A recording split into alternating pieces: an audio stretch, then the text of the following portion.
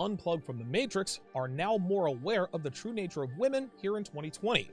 We're aware of their promiscuous behavior, how they cover it up, their nefariousness, and their outright disgusting licentiousness when it comes to dealing with men. Men like myself know that the vast majority of women in this part of the world aren't good for much outside of bedroom action, and we damn sure that most women aren't worth committing to outside of a one-night stand, the occasional booty call, or a friends with benefits arrangement. Now, we complain about how women can't cook, are never loyal or faithful, and that it's a fool's errand trying to wife up or even date this chick. But for the number of women who aren't worth committing to, there are also a lot of guys out there who aren't worth committing to. Yes, we talk about the bad investments most females are these days, but if we're going to keep it 100, a lot of guys aren't worth anything to write home about either. Men talk all this noise about how they require their women to be attractive, know how to cook, have a kind disposition, and remain faithful. The problem is, most of these men making these demands are out of shape, can barely take care of themselves, and are terrible with money. If a man wants a quality woman, he's got to have himself together first. You cannot buy something if you do not have the money. It's a simple exchange. Well, if you want a good woman, you've got to be a high-value male. And becoming a high-value male starts with two basics. Number one, getting and staying into shape. And number two, getting your financial house in order. Without those two basic elements squared away, you're just like the 95% of guys who simp for single mothers. Guys who cape up for sexually indiscriminate women. But because more men want to be in relationships than men who are actually worth committing to, women predictably decided to shack up with the best of the worst while she searches for a higher value male. And guess what? A lot of times, they do end up finding that man. But when they do, they never go and tell their boyfriends or husbands, hey, I'm in love with this guy at work. His name is Kevin. He's in the sales department and I want to break up with you to be with him. Not even close. What she does is she cheats on you with Kevin for a while. And when she thinks that Kevin wants to be with her, or that Kevin will at the very least sleep with her regularly, only then will she break up with you, and even then she will never tell you that it's over. Instead, she'll tell you things like, we should start seeing other people, or we should take a break, or my favorite, I need space. Then when you find out she's seeing someone the very next day, it becomes obvious to you that she was sleeping with that guy long before she ever told you, we need to talk. So now you're thinking to yourself, well, goddamn, this is the third straight girl who's cheated on me. Women ain't bleep. And you know what? You'd be right. But there are a few reasons you may not be aware of as to why you keep getting cheated on. You could be in great shape and be financially responsible. Hell, you may even have a good working knowledge as to how women work and what makes them tick. But guess what? So do a lot of other men. But their women are still running around on them too. So now the question becomes, why do women keep cheating on me other than the obvious factors such as the girl power movement, promiscuity, and lack of accountability or desire to be in a monogamous committed relationship? What exactly is it that I am doing or not doing that causes these women to step out on me? Well, if you're one of those guys asking yourself this question right now, you're in luck because your Uncle Donovan is going to give you 5 reasons your girlfriends keep taking the D on the side while you're at home or at work waiting for her to call or text. Number 1. You're non-confrontational, which is a nice way of saying that you're a coward. Most people don't like confrontation, myself included. But just because I dislike confrontation doesn't mean I don't realize that it is sometimes a necessary part of life. If I need to address a situation with a friend, a colleague, a woman, or whoever, I never hesitate to do what needs to be done or say what needs to be said. Now, over the years, I've had plenty of difficult conversations with people I dislike and with people I care about. No, I'm not the guy who goes looking for confrontation or looks for a fight. Well, not anymore anyway. But I don't shy away from it either. And if your woman figures out that you're non-confrontational, if she thinks that you're not going to call her out on her BS right then and there, if she thinks you're afraid to look her in the eye and say knock it off, she will lose respect for you and start to exhibit disrespectful behavior. Why? Because she knows you won't check her. She knows you will not confront her. Now, to be fair, the root of our non-confrontational culture stems from our comfortable lives. That is, nobody really fights anymore. A man who's never been in a fight with another man, a man who's never been in a physical confrontation with another man who's trying to rip your head off, is naturally going to be non-confrontational because he's afraid of the unknown. A man who's never verbally checked a female and put her in her place is going to be non-confrontational with her because he's not sure what her response will be. Understand this, gentlemen. A woman has to know that you are a man who will confront uncomfortable situations. If you're out at a restaurant and she tells you that her steak is undercooked and you tell her to eat around it rather than calling a waiter over and demanding another steak, she knows you're a coward. If your woman exhibits bad behavior in public and you don't pull her aside and tell her to cut the crap, she loses more respect for you. Your woman has to know that in any and all situations that you are going to grab your Y chromosome and say what needs to be said and do what needs to be done to rectify any and all situations. Now keep in mind, she doesn't want you to be the hothead who goes looking for trouble. She doesn't want you asking her, "Did that guy bother you?" or "Your steak looks overcooked, what the hell?" They want and need you to be able to discern the difference between a situation that needs to be addressed and a situation that should be ignored. But if it's obvious to the both of you that a particular situation needs to be addressed and you make an excuse not to address it directly, her attraction to you will be gravely compromised. And more often than not, they end up having to take care of the situation themselves, which can cause even bigger problems down the road. Women do not want to have to address these things, but if they're with a coward of a man, she'll end up doing the dirty work, and eventually she will leave him. And if you're dating a woman and she figures out that you're a non-confrontational coward, she'll end things before they even get serious. Women respect men who are unafraid to be direct with both them and others. If you are unable to be confrontational when and if a situation presents itself, she will cheat on you with a man who does. Number 2, you put too much responsibility on her. Now, before I tell you why her being in charge will inevitably lead to her cheating on you, don't forget to like, subscribe, and share this video with anyone who needs to see it. Okay, let's get back to why putting too much responsibility on your woman will cause her to step out on you. And I'll tell you a personal story. About a year or so after I moved to Vegas, I was dating a single mom who had an 8-year-old daughter. I know, single mom, right? I get it, guys, but cut me some slack. I was new to the game. Anyway, I met her kid a few times and she seemed to be well-mannered and obedient. I didn't really spend much time with her, but from what I can tell, she was actually a pretty good kid. Well, one afternoon, the single mom calls me and starts bellyaching about how she gave her daughter $10 for lunch at summer camp.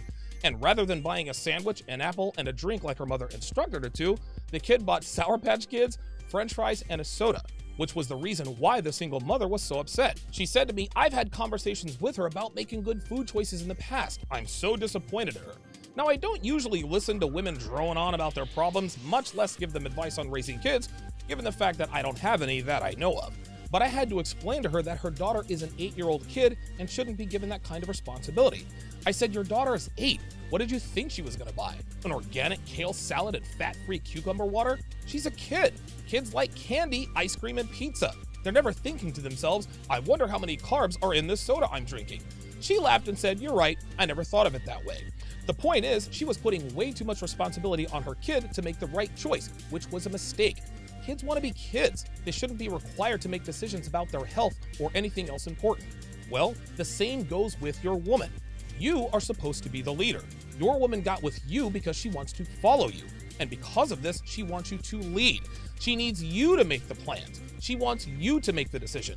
As the man, you are the leader of the relationship. And as the leader, you must take responsibility for everything that goes on, which means making any and all decisions as it applies to you as a couple. There are so many women out here who are the leaders of their relationship and they're stressed out. Why? Because that is not the natural state of a woman. I've been on plenty of vacations or weekend getaways and seen a lot of couples where the woman looks like she's having the worst time of her life. Well, the reason why is because she probably made all the plans. She set up the vacation, she booked the hotel, she made the reservations at the restaurants, which means she had to choose those, which takes yet more time and brain power. She booked the flights, set up the car rental, and on and on and on. She's miserable because she was indirectly given all of the responsibility. Women do not like responsibility. They want the accolades that come with it, but they are ill-equipped to accept and execute it. Be the captain of your ship and lead the relationship. Do not put any responsibility on her. Simply allow her to be a woman who is relaxed and along for the ride on your train. Women who find themselves having to lead a relationship will almost involuntarily look for a man who will lead them. They don't want to be the captain. They want to be your chambermaid. They don't want to be the pilot. They want to be your flight attendant. If your woman has to be the captain or the pilot, she is going to cheat on you with a man who doesn't make her fly the plane or steer the boat. They're going to cheat on you with a man who doesn't put all the responsibility on her. Number 3, you do not protect her from herself. Women are safer than they've ever been in history here in 2020. If any harm were to befall them, it is a rarity indeed. There are laws set up to protect women from any and all perils of the outside world. The only physical protection she needs from you as a man is if she is in imminent physical danger, and even then, you will rarely be required to actually step in and defend her person. Now, all of that said, the thing that women need to be protected from more than anything else is themselves. Females are self-destructive by nature and pose a greater to themselves than anything out there. If you're a man who doesn't know how to protect a woman from herself, she will self-destruct and take you with her. I speak from personal experience. Protecting a woman from herself means one thing and one thing only, and listen closely: eliminating any and all activities or habits that put her physical or mental health at risk, or that are conducive to or could lead to promiscuous behavior and or infidelity. Now, it's not that simple. You cannot protect a woman from herself if you're not committed to her, nor should you want to. You don't need to protect your friends with benefits from herself. There's no need to, because you're not invested in her and she's not invested in you. Only when a woman starts investing more in you and then makes a play to be exclusive with you, can you then take the measures necessary to protect her from herself. So when she asks you, "Where is this going?" or gives you any indication that she wants your relationship to be exclusive, then you can tell her what's necessary to be in a relationship of consequence with you. Things like giving you access to her phone, no more girls' nights out, checking in on command, eliminating ties with ex-boyfriends, ex-flings, ex-bed buddies, etc. Again, any situation or circumstance that could lead to cheating or could be hazardous to her health. Now, keep in mind that if you directly express these requirements the first time she angles for a relationship, it's gonna fall flat. Instead, you need to tell her you don't want to be in a relationship with a guy like me and leave it at that. If she asks you why, either change the subject or tell her you're not going to talk about this anymore. Sidestepping this situation 1 or 2 more times and then letting her know what it takes to be in a relationship with you will have much more impact and will let you know exactly how much she really wants to be with you. I discussed this step-by-step process at length in this video. Now at this point, a lot of you guys ask me, well, what if she says fine, but only if you do these things too? Well, the answer to that is simple. If she demands the same from you or tries to negotiate, this means one or both of these things. Number 1, you didn't sidestep her attempt at locking you down at least twice, as I just discussed. And number 2, your value isn't high enough. If you were worth 10 figures, had a 9-inch sausage, an 8-car garage, and 7 sports cars, a woman isn't going to come with a counteroffer when you tell her what your requirements are. She's going to thank her lucky stars you're even considering taking her off the market. So now some of you guys ask, but Donovan, of course she's not going to require anything of him. He is super high value. And that's exactly the point, guys. If your value is high enough, women will fall in without trying to negotiate terms with you. You don't have to be rich to be high value, guys. So anybody who says, well, just be good looking and rich and you'll be high value, women will never cheat, is using that as an excuse not to improve himself enough to make him an investable commodity. It's like the girl who says, well, guys just want perfect 10s as an excuse to eat crap all day and never go to the gym to increase her own value. So miss me with that rich, ripped men get all the girls, because you're being lazy under the guise of pragmatism. Guys like this like to use the lazy man's anthem, the juice isn't worth the squeeze. My question to those guys is, how would you know if you've never had the juice? You see, these guys want the juice, but they're not willing to put in the work, so they pretend not to want it. If a woman wants to be with you bad enough, she'll do whatever it takes to earn and keep your trust. My girlfriend never hesitated to do these things when we talked about the possibility of a long-term relationship. Why? Because she really wanted to be with me and her actions made it very obvious. If a woman allows you to protect her from herself, which again means eliminating any and all situations or circumstances that could lead to suspicion, mistrust, or cheating, then she really wants to be with you. It's that simple. A while back, I talked about 8 things that women should do to build ironclad trust with men of value in an effort to gain a long-term commitment from him. It's also a de facto guide on how to keep tabs on your woman to make sure she is where she is and doing what she's supposed to be doing. This list is a part of my 5-part, 7-hour audio course, How to Build a Quality Woman from the Ground Up. Anyway, most men don't have the stones to implement these techniques, and most women would find it laughable to volunteer this level of transparency to any man. But if his value is high enough, she is willing to do whatever it takes to be with him, which means, to bring it back around here, allowing him to protect her from herself. And it starts with being unafraid to enforce these mandates. If you do not, it is only a matter of time before your woman steps out on you. Count on it. Number 4, you're a male banana gobbler. No, not in the way you're thinking. You see, a male version of a banana gobbler is a man who freely gives his commitment to any and all women for little to no reason at all. This is exactly the same thing as females who sleep with hordes of men indiscriminately. Let me give you a few examples. A female banana gobbler, been out with a guy for 2 hours and sleeps with him the same night. A male banana gobbler, been out on 2 dates and asks her to be his girlfriend. A female cucumber connoisseur, slept with 8 guys in the last 8 days. A male cucumber connoisseur has had 8 girlfriends in 8 months. A female eggplant enthusiast cheats on her boyfriend 6 times in 6 weeks. A male eggplant enthusiast proposes to a woman he's been dating for only 6 months. See a pattern here? Men are the gatekeepers to commitment, women are the gatekeepers to sex. It is very easy for them to give away what they are the gatekeepers to. Females who give up the booty too soon loses the respect of a man. We think, damn, she was almost too easy to smash. I met this chick, 2 hours ago? All I did was buy her a couple of drinks, make conversation, and she was on her knees quicker than I could ask her if she preferred latex or lambskin. She's obviously a sausage collector. There's no way I'm committing to her, so I'll just use her for biblical relations until I decide to replace her.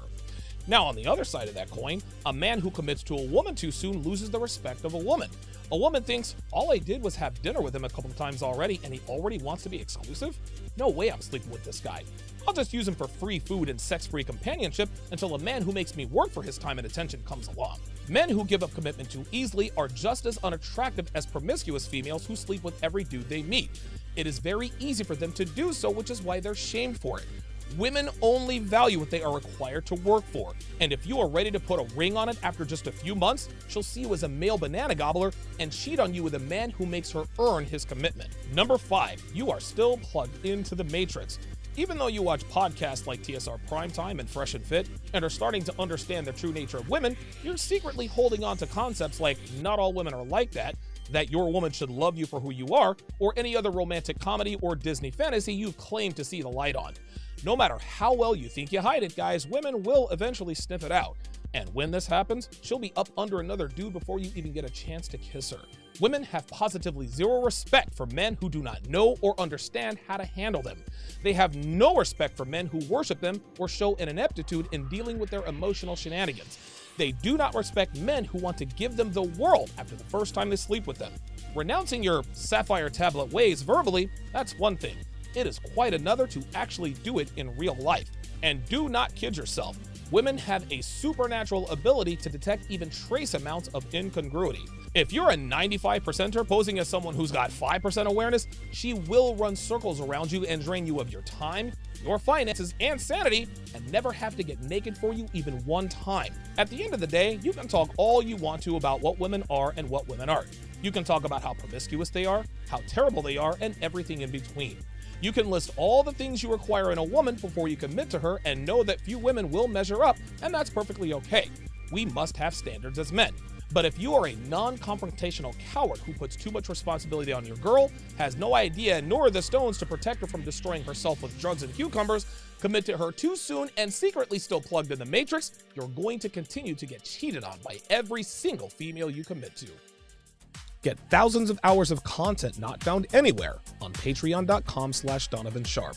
Link in description.